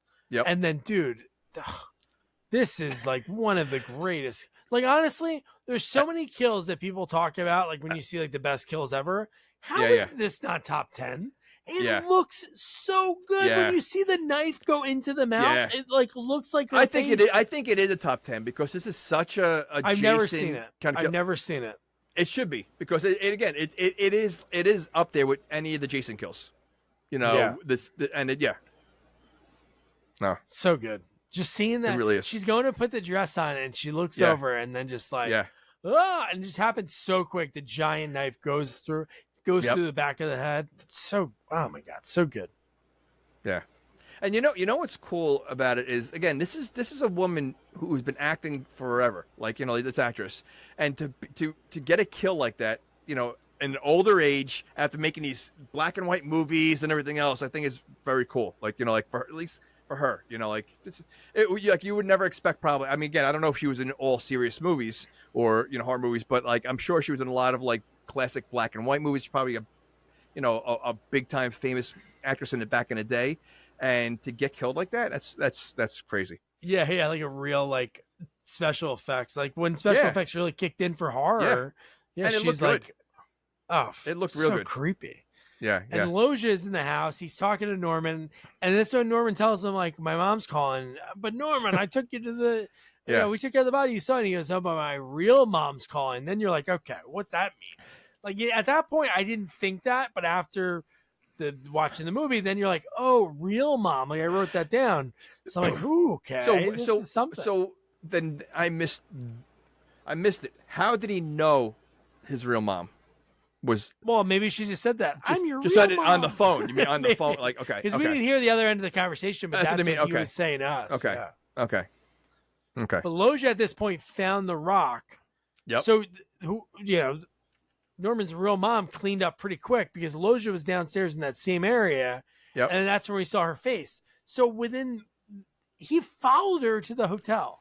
He was telling her she is old. You're telling me she was able, and I know he's old, but like she outran Loja into the house. How did he murdered? Yeah. And was put under a bunch of like coal. How did he not get there fast enough? Like, I mean, yeah. I said the same thing. No, crazy. So meanwhile, Norman is back. I don't think he was there when they found the car. They just told him like we're looking in the swamp. So they pull out his car. Dennis Franz's dead body's in the trunk. So Jess runs back because she was there waiting. Does she think her mom did that? Because she runs back and said, "Norman, you have to run." And I'm like, what? I think at this point again, she still doesn't know. Like I don't think she understood. I don't think she understood. Again, I think she's just as confused and just. I don't know. I don't. Cause I can't. I'm thinking she was, throwing her mom under the bus again. But again, I can't see her doing that. So I don't know what she's thinking and who's doing it. Yeah, one of her lines that she says is she's like, "You're crazy, Norman. You're as mad as a hatter." Okay. Like Jess is like 18, 19. Meg Tilly's Yeah. talking like she's like 70 years old. But Yeah. and then Loja reveals to him, hey, I can tell you the phone calls that you've been receiving that you claim as your mother have been coming from right here. And then you're like, oh my God, that's gotta be, Mrs. Loomis making these phone calls because that makes sense. Right. Crazy, man. No, I think so twisty. All this like from like that the last 10 minutes. I think it was just really well done. And then this is where she puts on the dress. This is where she's in the dress. Is it the only time she wears the dress? Or the second time, right? Well, no, she's worn it a few times. She was in the window because the mom. No, I said know, that. but that we knew it was definitely her. Yes, correct, Okay. correct. But man, Norman's not buying it, and then he looks at her. Oh, this is when he says the line that you mentioned before, like, "No, mother, I'm not going to kill her." That's when she runs upstairs. Well, I was saying that's what. So I think we jumped ahead, and now we're going back to the same spot. Yeah. So I think this is where the panic, because she's panicking now at this point, and like I said, she picks up the phone. She doesn't disguise her voice at all, and she's yelling at him, but he's literally ignoring everything she's saying and still talking to himself. Yeah. And this is where she's in the bathroom and she feels someone in the other room. She goes, she moves the picture, and then that's when Loja comes in. She stabs him in the chest. And then by accident. That was an accident, right? Definitely. Yeah. But the best was that she was an accident. And then just the way he was like so obviously in shock. And he falls over the ledge, and then the knife goes like deeper into him, and then he just lands on the ground. You're like, oh my God. Yeah. So good. And again, so like, you're talking about this one girl who literally she was a good person most of the. I mean, yes, she started off, being bad and like, kind of teasing Norman, but then she started caring about him, taking care of him, and all this crap is happening to her, like innocently. And now she's murdered someone by accident. But like, and this whole ending with the cops and everything with her, and it's just crazy how like everything falls right on top of her. Yeah. No, you know what it kind of reminds me of? The ending from Sorority House Massacre 2. I'm sure it's a thing that's been done so many times. When you have the people that die, like that aren't really the killers. Yeah. Obviously in this case, if Norman wasn't the killer, but just the fact that like in history of this town, it'll be like, oh, that Jess girl and her crazy mom, like Jess killed her own mom, right? Eventually they're going to find that body. Like, I guess excuse me, they didn't know about Norman Bates for 23 years. You think they're going to remember Jessica killing her mom? That's true. Maybe better records in 83 versus 16. Huh? You think anyone's missing Dennis Franz? Maybe all those sleazebags that like to rent it they like to rent it for an hour to do their drugs and be on their way. We've covered a lot of movies in these couple of years, and we've come across a lot of sleazy people. He is easily a top 3, I think. So, I mean, offhand, I don't know if I could recall too many sleazy ones. Maybe the sleazy one from Mirror Mirror. That guy was a little, the greaseball kind of guy. But I mean, like, Dennis Franz is definitely in the top 3 Hall of Fame, right? So far. He's really he's definitely super sleazy. But just how crazy that scene was when you said earlier, like she's like stabbing him like he's a pincushion, and then when the cops show up and they see Mary with the knife and then they shoot her, you're like, whoa, this is crazy. That's what I'm talking about. Like such a good ending. Like the crazy guy gets off scot-free. Because of like circumstance of what was going on, and like it was just like obviously a misunderstanding for a lot of it, and it was that's very very creative. I think the way they did that. Like at this point, if Tom Holland wrote this movie and he had like if he was doing it by storyboarding, which I'm sure he did, but I'm saying like when you get to the end part, there's so many options right now. Like really, twist wise, it could be just that Norman's a killer. And then we'd be like, holy shit, he really was all these things this whole time. You know what, though? I don't think they needed that. I think the way it ended, it could have been like, either, Norman going home now after the cops leave because they got, the wrong killer or whatever. Yeah. And then Norman gets a call from his mom. And then it could have ended like that. Like, and I thought it was going to end something like that. Like, the way it ended, I did not expect. Obviously, I love that. Yeah. I mean, and again, it's very funny. I think it's a very funny how casual he was when he did it. But Yeah. like, I think literally the movie could have ended with him, sitting in his chair and just the phone ringing out of the blue, like who's calling right now and who is he talking to, and then that could have been the end, and that would have worked. I think that totally would have worked. That could have set up a whole new movie, and then that's what I mean. Then the show still would have been the question mark of who did those killings, because we knew that they wouldn't do it. But yeah, but you know what though? At the same time, I guarantee you watch this for the first time, and you get to a point, you just saw this ending, and then Norman sits in his chair, and the phone rings, and he answers it. I don't think you're thinking about the other killings at this point. You're just like, Norman's crazy, and he's talking to his mom again. Like I think like people would forget, I don't think, because I guess it's a minor detail when it comes to Norman answering the phone, because there's no one calling at this point. The people that were calling are gone. So who's calling now? Or is it in his head? That's true. No, I know but I think what's so cool about the ending is the fact, like, you're right, how casual he is when he is like making the sandwich and someone's at the back door, and it's like, oh, it's that sandwich again, by the way, another sandwich. That's all he eats, man. That's all he eats. And you know what? In the first movie, it's all he offered her a sandwich also. When he goes to her motel room, and he goes, can you join me for dinner tonight? Is what he said in the first movie. He goes, can you join me for dinner tonight? And she goes, okay, because she's there alone. And literally, his dinner is a sandwich. Oh, could you imagine that if you invited a girl on a date and you went to like Subway? Yeah. Well, not even Subway. These are like not even toasted. It's like and it looks like there's no meat in there. It looks like it's like one slice of bologna, one slice of bologna, and two slices of white bread. Yeah. But the fact that the mom is like talking to him and confessing everything, and she's eating the sandwich, and he's walking around with a shovel. and I think, what does he ask her before he swings? Like he says something to her. Yeah, no. So what I wrote down, because the poison, we see him grab the poison, and he gives her, "Do you want some tea?" And she's like, "Oh, I'd love some tea." And then after she got the tea is when she started, like, at the same time. Yeah, yes. She was talking about it, and then there was like sort of a reveal that she killed everyone. Yep. And he said, "You sure you won't have a sandwich?" And then that's when he shoveled her in the back of the head. And you know what? They showed that poison in the beginning of the movie a few times too. Like he reached for it and then didn't go for it. So that's clearly something that he's been working on. But the way he swings that shovel and the way it looked, and again, the way he was just so calm talking to her, I actually laughed. I was shocked. Oh, like, I know, that it's happened. crazy. But then I also laughed, like, this is such a silly kind of kill. And then the rest of it, like the way he's carrying her upstairs, like the dead body upstairs, like that his mom is home again, like, just crazy. Like it was a good ending. And so she shook like a little bit, like after the shovel and that, she like shook a little bit.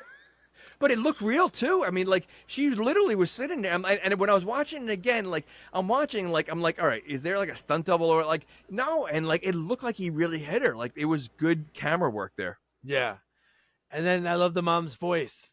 Put me in the window so I can watch you. And then that final shot, and him walking outside and stopping at the top of the steps before he goes down to the hotel.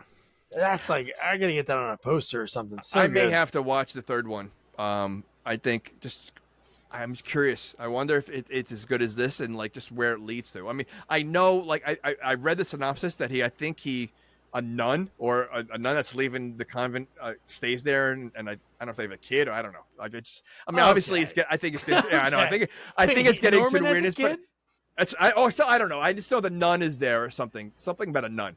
That's so. Yeah, I don't know. But yeah, you definitely need like the box cover in the background there. Maybe get rid of the SpongeBob thing and throw Psycho up there. SpongeBob, that's one of our first guests, buddy. That's Ed and Eddie, man. That's Matt Hill. One of our first interviews, and then he mailed that out to me. All right, but that was 3 years ago. Let's get Psycho up there. I'll pop it in. I would love to find a VHS of it. But yeah, so that was Psycho 2. Jamie? Oh, yeah, you don't have to ask. I mean, it was a very well done. And I think, he does such a good job of a conflicted character of nice guy to psycho. And like I said, like you actually, one, you feel bad for him, and 2, you're actually rooting for him. Like, there's so many other evil people in this movie that he looks like the sane one.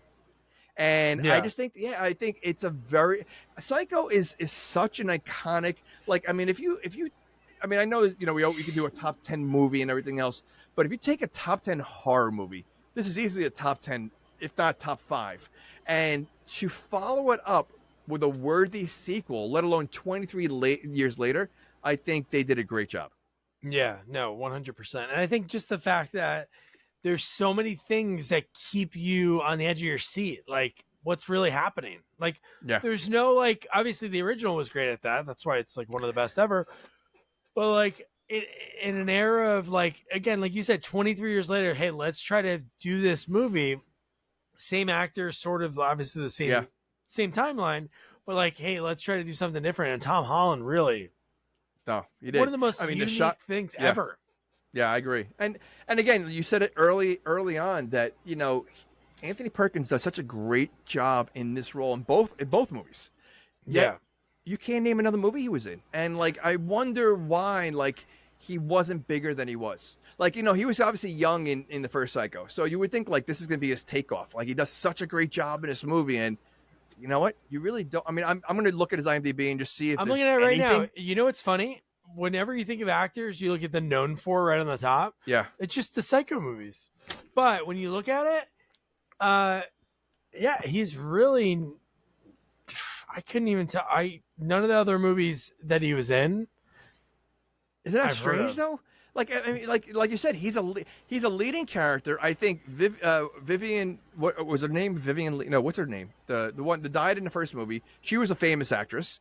You know, Jamie Lee Curtis's mom. Like, you have, I think the woman in Mrs. Loomis was a famous actress at the time. So he's in this movie with famous people. He's in an Alfred Hitchcock movie, and he holds his own. Like, he owns that movie, and no one else wanted to use him. Like, there must be some kind of backstory. Like, he's a tyrant, you know, behind the scenes, and like no one wanted to work with him. You know, like he's he's not really playing Norman Bates. That's how he really is. You know, it's something like, you know, because I mean, it doesn't make sense. Yeah, even like it's weird that in a lot of the movies I've never heard of, and I feel like he did a lot of Europe movies. He was in, I don't know, man. Some of these movies I'm like looking at the names of them, but I'm like, I don't know if that's a movie I've seen before. Like the one I just clicked on and never heard of. He was in Catch 22. That's an Alan Arkin movie and Marty Balsam. Was that a war movie? Was that a war movie? No. Yeah, 1970. Art Garfunkel. Fourth build? What? Okay, well, you know what? Bob maybe Newhart? Maybe that's why he's not acting. I mean, he's in a movie with Art Garfunkel. Yeah. Wow, good cast. Buck Henry, Bob Newhart, Anthony Perkins. Is it a comedy? It's got to be a comedy. Sheen, John Voight, Orson Welles, really? Charles Grodin, Austin Pendleton, and Peter Bonners. Oh my god. Okay, so they clearly they're putting him in movies with big people. How is he not more famous? I can't believe the name. I can't believe the people that were just in that movie. Yeah. That's pretty wild to see that many people. But no, no, you're right. But yeah, definitely, you got to watch this movie, and then we'll definitely try to cover the third one because I think it's hard to beat this. I want to see. To me, my guess is the third one goes completely off the rails and is like, it's going to be dumb. And then that's why they probably did a prequel. Correct. And that's what again, and you know, and again, because they had no other ideas what to do. I mean, at this point, you got the 3 movies in a row of him living at the hotel. You know, at a certain point, something has to give. So, you know, but I would like to see how absurd it is. So I definitely would be worth watching. And then I'd be curious how much they butcher the prequel, like how, like, you know, I'd be like, if just because again, if it's the prequel, it's gonna be a young kid probably. So, you know, he's probably not even in the movie, and if he is in the movie, it's not gonna be a lot. You know, I don't know. I'd be curious to see if we could do both of them. No, we'll definitely try them. So I'm not going to watch them until I find out. So I'll have to start reaching out. Yeah, pretty soon. Well, I think they're gonna. Pretty soon, I think they met on Monday. My guess is the people that are in Psycho 3 and Psycho 4 don't care about, you know, the strike, and they will be willing to talk to anybody. No, you're right. yeah, no, you're probably right. So I'll see what I can do. Start doing that. So I will. Yeah, so that was Psycho 2, and then next week is a Friday the 13th. obviously with everything going on, like we've been mentioning, with all these special bonus episodes we've been doing, like special reviewing like movies like Sinbad and other ones that we've always wanted to, but we just never could, get a hold of somebody that worked on them to keep with our formula. Friday the 13th, we got to cover one, and we've covered a lot so far. We covered 4, 5, 7, 8, 9, 10, and 11. We've covered Freddy, so we covered so many, but we're covering the one that I always talk about because one of my favorite Jasons is Zombie Jason, and this was the one that really kickstarted that 3 movies that were my favorite, not mentioning Jason Goes to Hell and Jason Lives. This movie has another one of them that has a really good cast, and some great kills, and some funny, silly scenes like the paintball scene and the arm ripping off, and the kids are at the camp. This is the last one that involves the camp. Really, 7, there's no camp. It's really just people drinking at a house near the water. 8 is in Manhattan on a cruise ship, and that's really it. How many more do we have left besides 2 and 7? 2 and 3. Well, we did 7. 3. So 2, 3, and 2009 is all we have left. Okay. I never saw the 2009 one. This is our 8th one. That's crazy. It's crazy. That's this is also the one that I watched by accident. Yeah. So I did watch it recently. Very cool. But so you have that to look forward to, and we'll be sure to share all of our other interviews because we've talked to now like so many people, obviously one for each franchise, and then other people we talked to for other movies that just so happen, especially Jason Takes Manhattan. I've talked to like 4 or 5 people that worked on that, which is so cool because that's one that's like near and dear to my heart. I watched it a ton when I was oogling Rhonda Shear on USA Up All Night. So so that'll be fun next week. So don't forget to review, rate, share our podcast. Follow us on all social media at Sequels Only. And don't forget to check out our website, sequelsonly.com. Good night. Good night.